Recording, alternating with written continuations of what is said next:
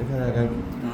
હવે આ જ વસ્તુ જો એક અહીંયા છે, હવે અહીંયા જો પડદા એક અહીંયા છે, દેખાય? તો બે વસ્તુ અલગ અલગ છે કે અહીંથી કાણું પડીને આ બાજુ આવી છે એ જોવું પડશે. દેખાય?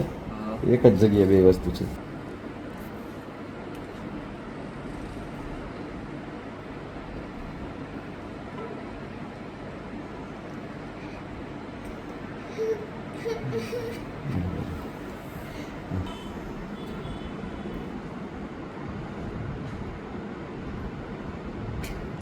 છે બાબુ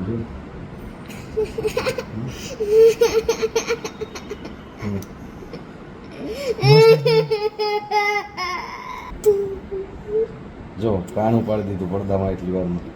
દેખાય? આ બાજુ આવી ગયો તો કાણું પાડીને લાવ સક્ષમ દે.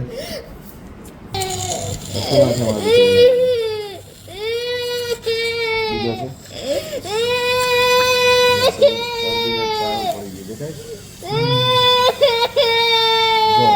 જો પડદામાં કાણું પડી ગયું. દેખાય છે નાકના પડદામાં?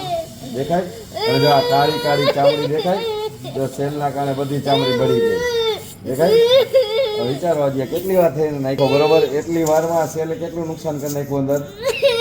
સેલવાળા રમકડા ઘરમાં રાખવાળા નહીં. જો આ કાળી ચામડી દેખાય ને એ હતી, આખું બાળી દીધું. જો દેખાય બાળી દીધું. જોયું કે આ છોકરીના નાકમાં સેલ હતો, તો હજી સેલ કેટલી વાર પણ નાખ્યો ભાઈ?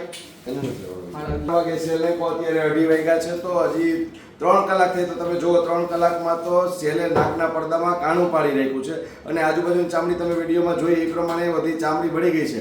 તો આપણે આ લગભગ સેલનો આપણા યુટ્યુબમાં 3જો વિડીયો છે.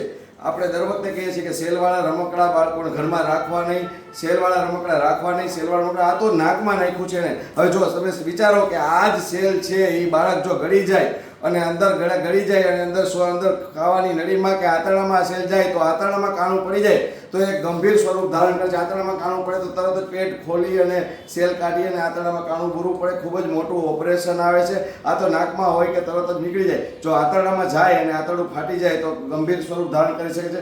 તો આ બધા પેરેન્ટ્સને, બધા વડીલોને, બધા માતા પિતાઓને રિક્વેસ્ટ છે કે હવેથી સેલવાળા રમકડા ઘરમાં રાખશો નહીં. આભાર.